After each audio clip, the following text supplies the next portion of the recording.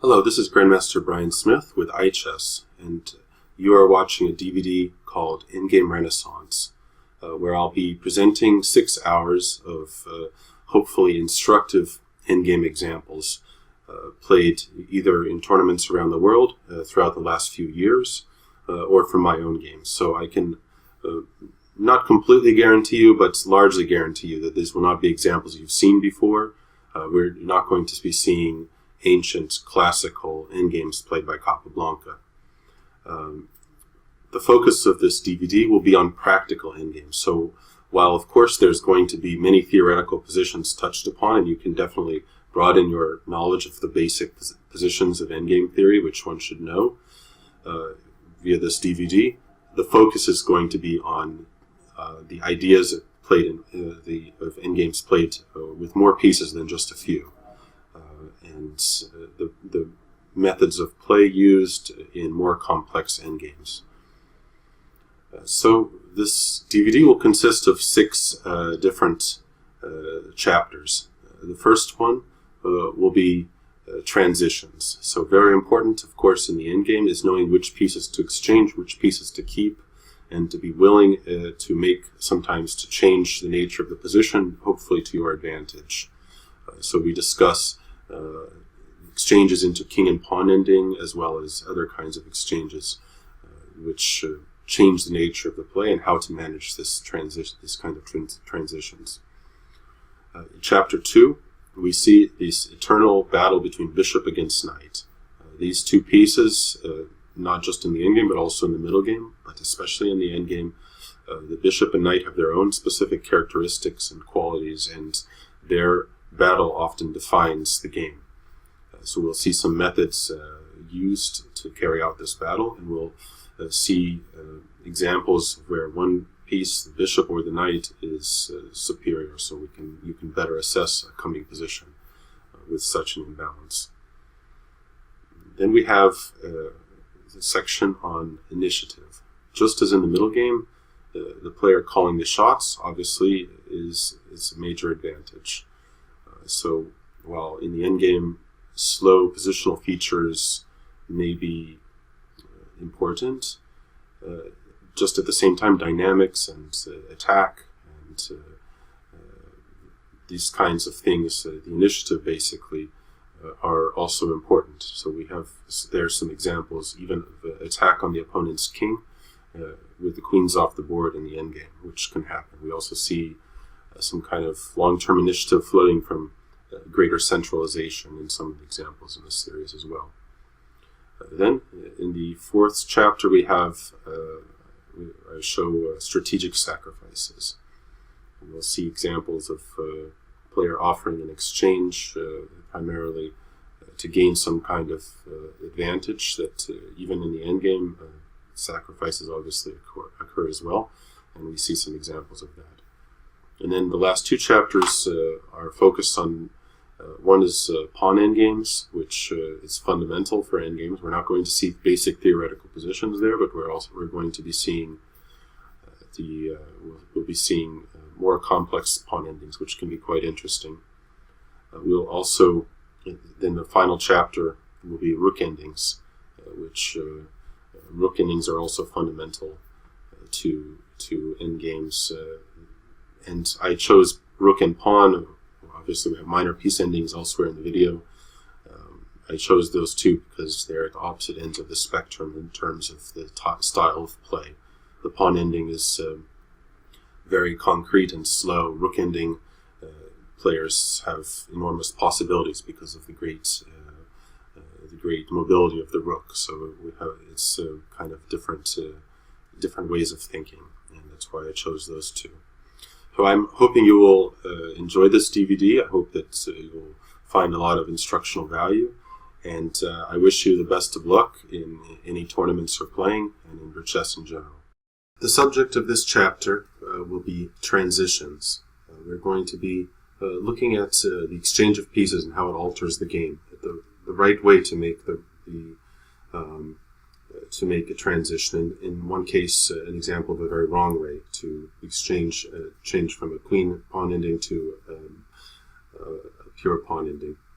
So we'll see my game against Grandmaster Alexander Lenderman. Where that happened, we'll see another game that I played where I made a number of different transitions in order to improve the remaining pieces compared to their counterparts. And then we'll see a very fascinating endgame where a player with an extra piece went into seemingly winning position with the pawns on one side of the board, but this endgame carried more subtleties than what you would normally imagine from such a position. Here we'll see that it's how absolutely crucial it is to carefully calculate before you enter a pawn endgame, because in a king and pawn ending, generally speaking, the die is cast. It's possible to calculate the position to complete certainty, and the play becomes forcing, essentially. Almost the same as starting a forcing combination in the middle game. So to illustrate this, we'll see my game that I played with the white pieces here against Grandmaster Alexander Lenderman. This game took place in Virginia in 2017. We've reached this position, and basically it's queen and pawns, and both kings are open, so the game is pretty likely to lead to a draw. Both at some point somebody will be in perpetual check. So for instance, he could play queen c7, hitting the pawn on c3, but then I could just take on d6, and after queen takes c3, queen e4 perhaps is one way to play. I mean, probably others as well, but this one prepares to invade with the queen to a8, to b7, also aims toward the h-pawn, and it attacks this pawn. So really, white is of course fine here, and black should start checking the white king. However, my opponent still wanted to try to win, and so he played the move queen f7, but he didn't calculate enough the possibility of the trade of queens. Maybe missed something, but as he played the move a little bit fast, I think you have to be much more cautious entering a king and pawn ending from this position. And as it turned out, this move was a fatal mistake. So I now traded queens. And the funny thing was that here it was even possible to play queen e4. If the queens couldn't be traded, this would be drawish then. He would take the h-pawn, and I would start checking his king with perpetual eventually. But queen takes f7 was much better.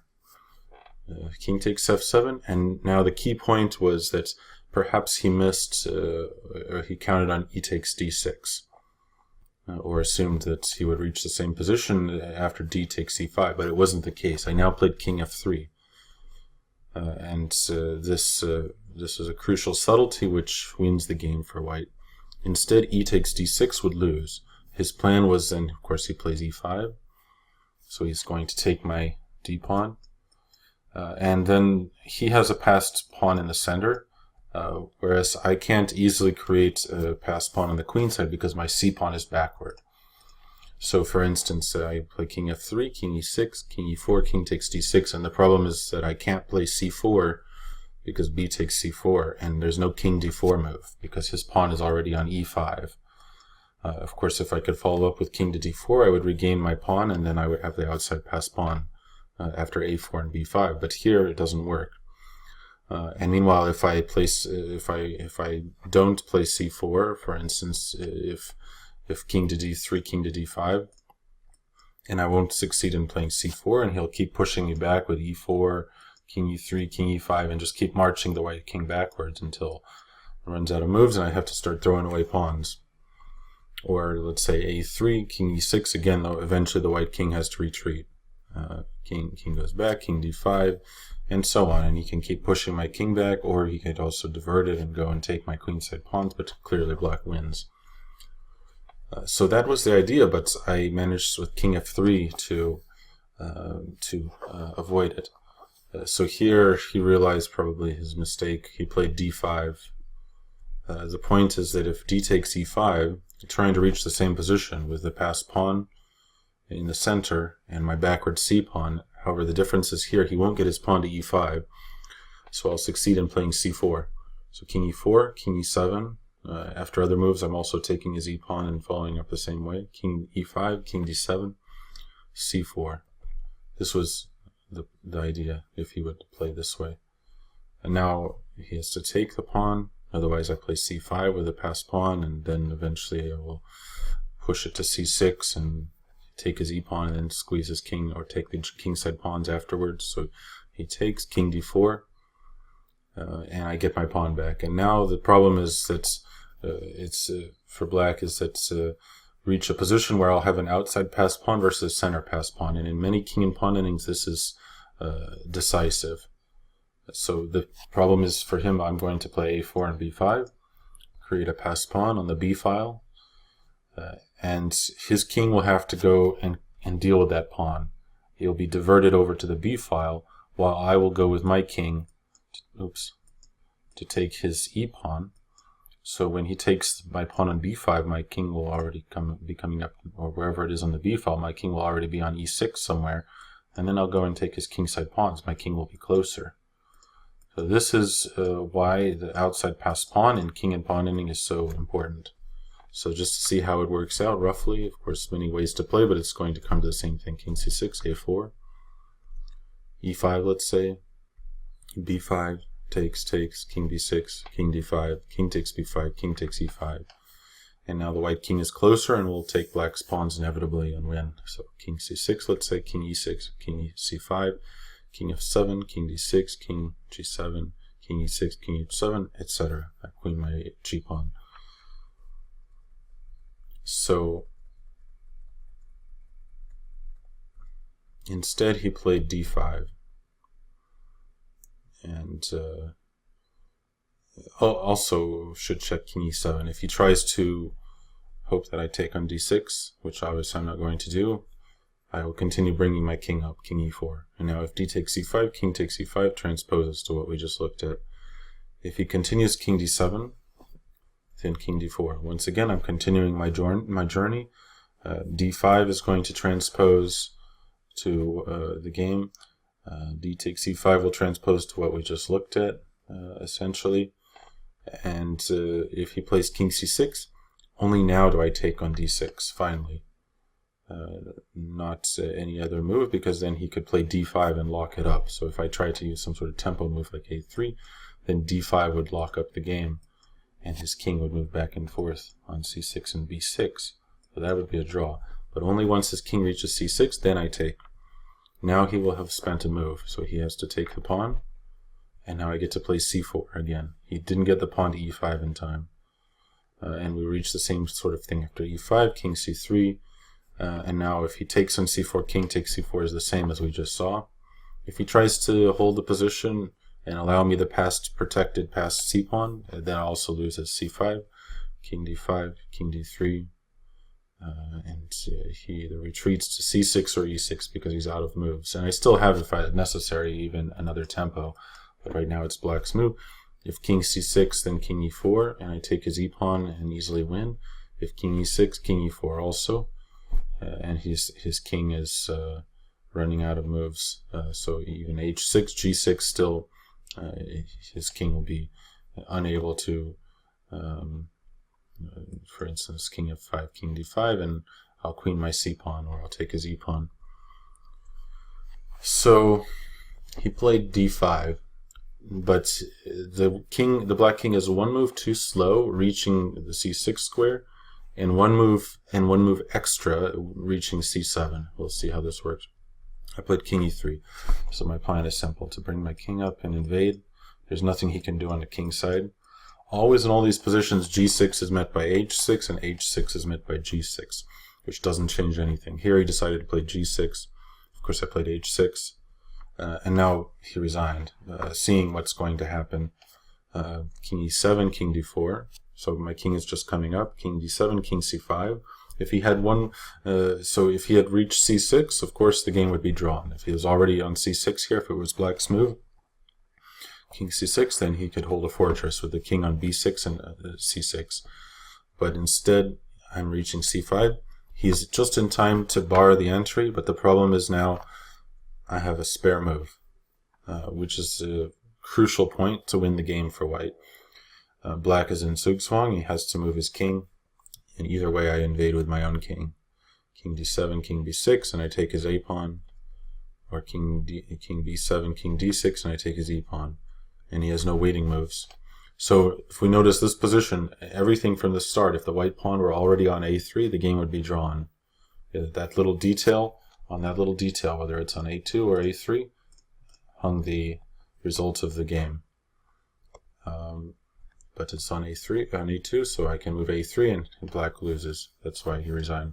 Sometimes the decisive straw that breaks the camel's back in a position where you have an advantage is some kind of simplification or a transition, changing the kind of pieces on the board in order to obtain some kind of advantage as a result. So we'll see an illustration of that in this part of my game from Philadelphia 2010. My opponent was named National Master named Kelly. And okay, so here it's white's move. Black has just played b5 in a bid to get some counterplay. He's under pressure by white having more space and two bishops in control of the a file. So black's attempting to open some lines on the queen side and maybe open the b file and bring the rook to b2, something like that, while hoping that his knights can hold down the center of the board, keeping his king safe and blocking the action of my rook on a7. However, white now has a way to simplify the game and gain a decisive advantage. So what I did was rook takes d7. So first I sacrificed the exchange. And this is, of course, just a temporary sacrifice. But we'll see that I'm required to give up one of my two bishops as a result of this combination. This is important to be flexible when you have two bishops. One of the advantages is that you can, at the right moment, very easily trade one off. It's a lot easier to trade bishops for knights than reverse, because bishops can sort of like take aim at knights in a way that knights can't. So one of the advantages of two bishops is that you tend to have more options to trade them, and to use that, be ready to use that at the last moment, not to cling to them. The resulting pieces after this exchange will be it will increase white's initiative. The remaining pieces on the board will be only the white pieces playing. But black has to take with the knight and rook a7, attacking the knight on d7. And obviously, if I take that knight, to the two bishops against a rook will be easily winning for white. So black had to protect with rook to d8. And now came bishop a5. So clearly black won't be able to move the rook from d8, and so white will regain the exchange at the right moment, and it doesn't have to be immediately. Black's pieces won't get away. So here my opponent played b takes c4. Obviously I'm threatening to take on b5, because if his rook takes back on b5, then I'll have bishop takes d8 check, and he won't be able to recapture with the rook there, so I'll win the knight on d7 for free. So he has to deal with the threat to his b-pawn, and so he took on c4. He could consider b4, which doesn't win a pawn, unlike the move in the game, but also doesn't allow a way through with the queen side. The pawn on c4 that he gets is pretty useless, and it's only a question of how much time I take to capture that pawn. This, however, wouldn't free him from his troubles after h5. This move is something white's going to play at some moment in all of these situations. It's my intention to play h5 as soon as possible, because I fix the king side. So now, always in some later case, I can come in on the light squares, and he won't be able to remove his pawn from g7. And basically, it's an advantage to have these one pawn holding back his two. So g7 is now a weakness. So it's hard to find moves for black. Basically, he can play rook a8, in which case I take on d8, or he can play king e8. But next I'm going to take on d8, and going to reach a position where black essentially can't do anything. So let's say bishop e6 here. Maybe also bishop f5 is good as well. Not much difference. Let's say bishop f5 too. either one. And here's the problem for black is that he has no moves at all. If his knight moves from d7, I take on g7. His rook can't move from d8. So only thing he can do is e7 to e8 with his king and just hope I can't break through. But obviously I can. So I have many ways to do it. In particular, I can use my king to head up to f5, which he can't stop. And then finally, when the king gets to f5, then I'll make the exchange on d7, going into king and pawn ending, and then king g6 at the end. Win his g-pawn, and then the h-pawn, and queen my own h-pawn. That's the plan, and there's no stopping it. The only thing black can do is just play, for instance, knight to b6, but then white would have rook takes g7, knight takes c4, and then such things like rook to g6, and white is much faster in the event, for instance, knight e3. He can take my c-pawn, but white's much faster in this case. Not much faster, but one move faster. Queen with check. And then the queen comes behind to b8, so after another check. So this is okay. Maybe there's also some other ways to do this, but yeah. So this was okay. b4 was a try, but as you see, black's losing. So he took on c4. Now I took on e5 to find out how he's going to recapture. I want to know how he's going to recapture and clarify the situation. There are other ways to play, but this was, if you can, to clarify the position. And I knew both cases I was heading for. I had the idea how to win. So here he took with his d-pawn. The idea, he gives me a passed pawn, but his idea was then he gets d6 for his king. So he has some hope to unpin in a more comfortable way, and maybe even in the future try to play f5 to undermine my e-pawn if my bishop is traded off, let's say. If he took, of course he can't take with the knight because it's pinned. If he took with the f-pawn, then I would have taken on d8 and then h5. Okay, I could also play h5 immediately. And here, once again, there's always this specter of going into king and pawn ending at the right moment. And he can't move his knight from d7. Okay, so king e8 is one. He can either play c3 or king e8. At some point he can play c3 in either case, but let's say king e8. Here, bishop f5. So he can't move his knight, basically. If he moves the knight, then I'm taking a pawn on g7.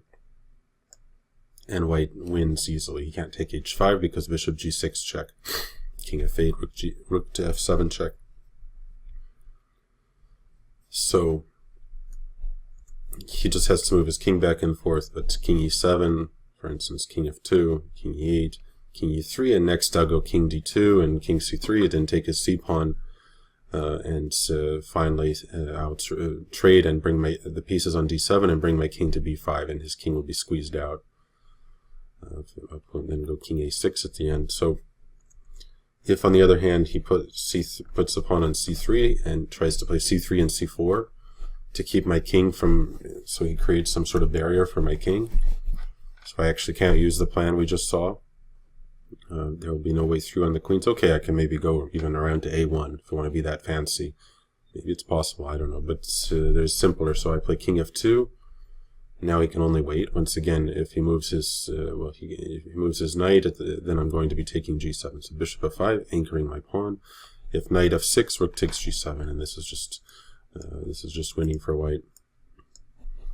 It's not just the pawn. In fact, white doesn't have an extra pawn, but black still has no moves, and this h pawn will soon be captured. g4, g5, and white will create a passed pawn, or white can play rook g6.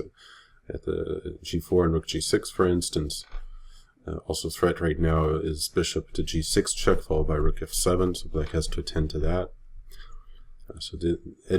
Basically any moment moving his knight away is going to be hopeless. But if he tries to sit and move his king back and forth, first I induce c4 with my king going to e3, threatens king d3, and then I go here, and now I can just, one way of winning. I think there's many other ways. It's just, okay, I can bring my king up the right tempo so he has no knight f6 check, and then only now finally exchange, rook takes c4, and white will then take c3, and it's truly it is a rook, actually rook and pawn ending, so black's only down one pawn, but it's an easily winning one for white, because still black's pieces are very passive, so his rook can come, let's say, this way, but then I take, and then rook will come either to the 7th or 6th rank, and if his king comes to d7, my king can start to invade via f5. Black has no counterplay, so eventually then g6 and taking g7.